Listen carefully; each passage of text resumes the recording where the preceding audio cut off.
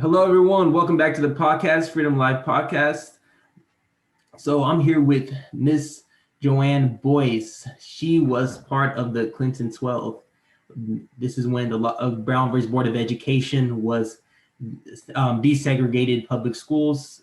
A lot of people had a problem with it, and 12 students at Clinton High School marched in for the first time, who were all African American students, and a lot of people did have a problem with it. So let's dig deeper into it. How are you doing, Mrs. Boyce? I'm doing well, thank you, Caleb. Awesome. Thank you for coming today. You're So welcome. we got a lot to talk about today. Sure. So can you please tell everybody what exactly the Brown versus Board of Education was? Well, it was a Supreme Court ruling that said that segregated schools were inherently unequal. So it opened the doors for African Americans to be able to go to any school they wanted to. Okay. And as before all this took place, were you guys friends with the white kids? Were you not? How was y'all's relationship? We didn't really know anyone. Oh, I knew maybe a couple of white kids. My mother worked for a white family, so I knew that family, and I knew the children in that family. I knew the children next door, and we had one neighbor who was white and had children. But other than that, we didn't really know anyone.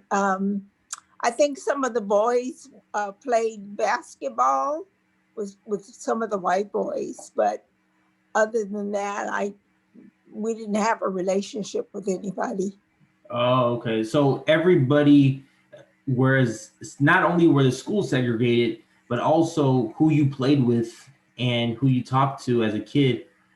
The black student mixed in with the white student mixed in with the blacks. Everybody kind of just stayed in their own lane. That's right. Well, you have to remember that was the time of Jim Crow.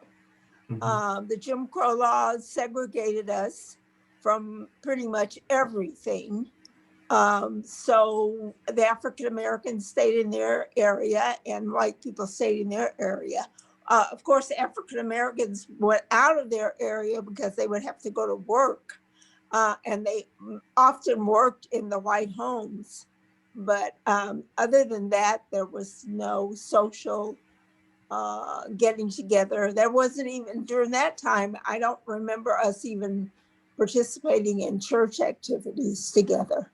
With the exception of a few churches outside of our little town. They would invite our church to come and sing, and some of those churches were white. But within Clinton, I don't really remember us going to any of the white churches there. Oh. So we didn't have much of a relationship with people. But in from what you've seen before the schools were the segregation of schools stopped, did you believe that the schools where all the black kids were equal to the ones with all the white kids, or did you feel like the black kids were getting less of an education, less of a quality of an education than the others? I don't think we thought about it. Oh, I don't think we gave it a thought. No. And in retrospect, the school I was going to was equal to, or maybe even better than the white high school. It had a great reputation. That was Austin High School in the town of Knoxville. Knoxville is was about, I think, about 20 miles from Clinton, and that's how far we traveled. Are you familiar? I'm sorry. That's okay. Oh, are you familiar with the story of a man with the last name Oliver? His daughter also attended a school in the Clinton area, and that he believed that the black schools were not getting the same quality of education, and he ended up going to court about it. Okay, no, I'm not familiar with that, and I should be. And you're sure it was in Clinton? To be honest with you, I don't think that it was in Clinton. I think that this was um, in maybe in Kentucky. Actually, now when I'm rethinking it, yeah, I got those Okay. two mixed up. Okay. Well, that's next door. Yes. It's not far.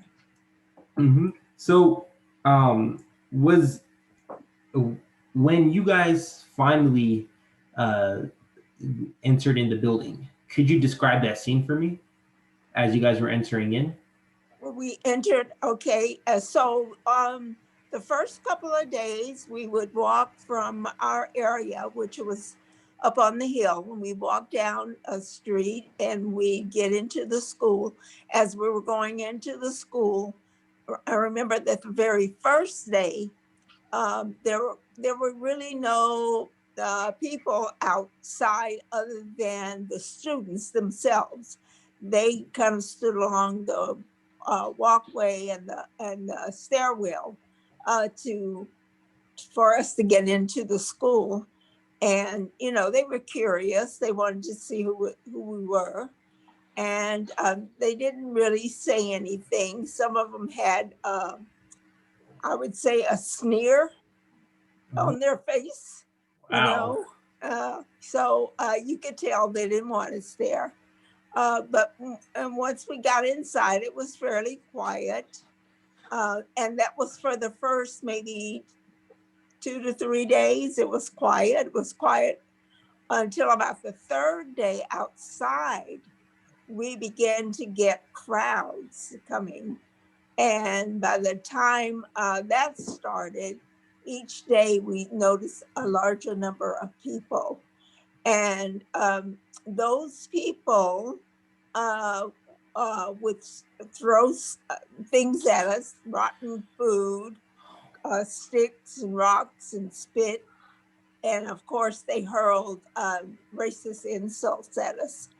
So that was outside. As we got inside, after a while, some of the students began to step on our heels, pull our hair, tear our books, pour ink in our lockers, put tacks in our seats.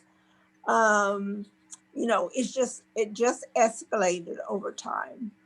Oh wow, that's a very horrible, inhumane way of treating another human being, which was completely Absolutely. ridiculous. Absolutely. So, um, sorry. So, were you? How long did the bullying continue throughout? As soon as you guys got in, a few days later, it was very obvious that you guys were not welcome there. Right. And how did when did it continue for the rest of your high school years? Did it ease down, or how long did it last? No, I believe it continued. Maybe not at the same amount of kids. Maybe it was just a few. Some of the kids had been influenced by a rabble rouser who had come to Tennessee from New York. Uh, his name was John Casper, and he started this group that was a white racist group. And some of the kids joined that group. So those were the kids that were acting out, especially within the school. I'm sure that the majority of the kids did not want us there. There were some, though, that didn't really mind. And initially, those some people tried to be friends with us. And over time, though, they began to back off because they were afraid of what would happen to them. So things got really crazy, with the kids that wanted to, I think, be pleasant with us, but just could not be. Were there So adults and teachers as well being very harsh on you guys as well, or were they just kids? no, no, there were no adults outside of no, inside the classroom, inside the school, there were no adults. Outside, yes, there were lots and lots of adults. that, they were the ones who were hurling the insults at us and the rotten eggs, and over time that crowd grew. Inside, no teachers ever mistreated us. The teachers were very good to us.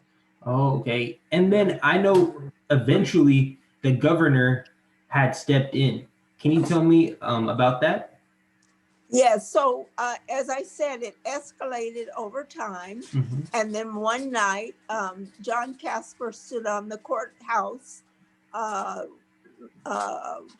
balcony or whatever, and he gave a speech. And he riled up the crowd, and they began to want to do things that weren't good for, any of us. And so he incited a riot, is what he did. And so there was a riot. The white people began to rock cars of any African American that came through Clinton that evening. And the police, which was it was a very, very small group of people. And they had recruited about 40 other members of Clinton who had guns. And they tried to quell the crowd. They tried to quiet the crowd down, but the crowd got worse and worse. So the governor was requested to send in the National Guard. Oh. And that's when it came in. Okay, Yeah. okay. Oh, wow. That was very great of the governor to find a way to ease it down. Yeah, well, he wanted to quiet what was going on in Clinton. So as a result, he quieted what was going on in our neighborhood as well. It didn't necessarily make us feel much better, but it was better than nothing, basically. It helped some. It helped some. Yeah. Oh, man. Did your parents ever get worried about your safety? Oh, absolutely, Caleb. Over time, in particular, my mother, because they were concerned that we would be hurt. So far we had not been hurt other than having our heels stepped on. When you have your heels stepped on, your heels bleed. Oh, yeah. So, and when you have your hair yanked, your head hurts. But other than that, we had not been injured. We were very careful, of course, to watch this the seat of our chairs. So we didn't see, so we would see the tack, so we wouldn't hurt in our behinds. Mm-hmm. But we had not been physically injured.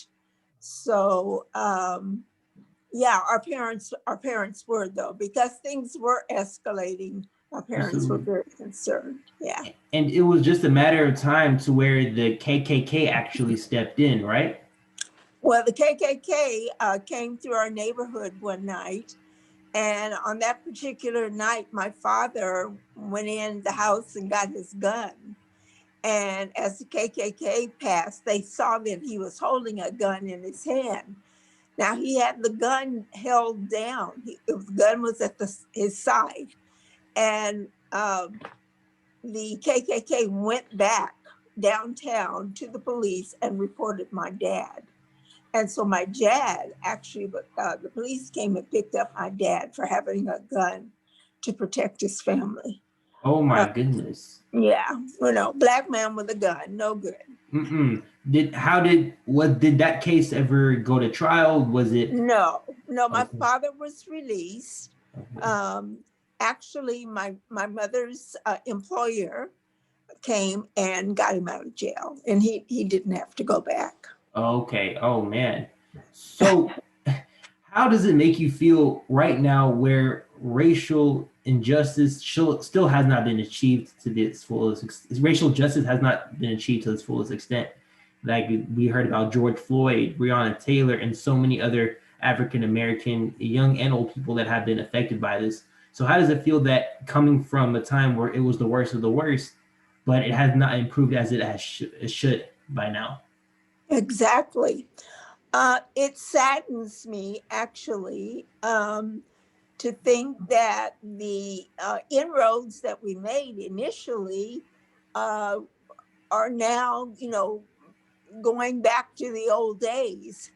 And unfortunately, that's because of our leadership. Our leadership has had this rhetoric that has brought the people who are very bigoted out, and they feel comfortable now to be able to speak out and do their thing.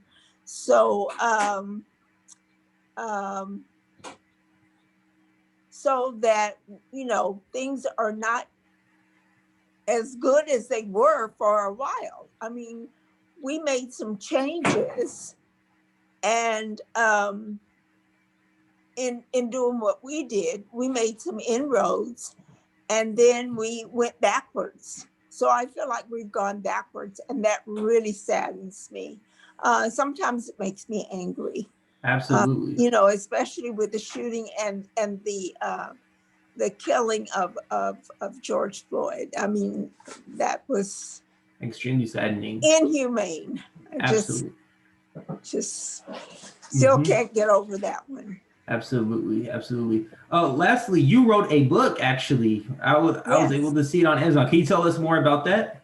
Yes. Oh, here, I'll show you my book. There it is. Wonderful. Can you tell us what it's about? Sure. It's about the journey, the Clinton 12. It's written in poetry. It was written for young people, but older people are reading it and loving it. And so I'm glad that it has a very large audience. But it was a labor of love. It started when my daughter-in-law posted on Facebook a picture of the Clinton 12 walking down the hill. And one of her friends saw it, and she asked about it. When my daughter-in-law told her about it, she said, wow, that would make a good book. And so she introduced me to some of her authors. I picked one by the name of Debbie Levy. And Miss Levy has been awesome in helping. She was awesome in helping me write the book. So I'm very amazing. pleased. Yeah, I'm very pleased. I hope you can get a copy and read it one day. I definitely will. We're gonna post a link below, guys. There's gonna be a link on it for Amazon directly to her book. Yes. And Mrs. Boyce, I really want to thank you for coming here today and having a chance to speak to me. You're welcome, Kayla. And one thing I want to leave everybody with, Mrs. Joanne Boyce here is also the grandmother of the late Cameron Boyce, the Disney Channel legend who lost his life to epilepsy. Below, I'm going to post a link to the Cameron Boyce Foundation to put an end to epilepsy. So it's going to be right below. Everybody we know has heard about Cameron Boyce and knows what an amazing actor and person he was. So we're gonna end epilepsy. We're gonna take a stand to end this once and for all. Thank you. Thank you. Absolutely, my pleasure. Thanks again. Hope to see you guys in the next podcast. Thank you again, Mrs. Boyce. Okay. See you, Caleb. See ya.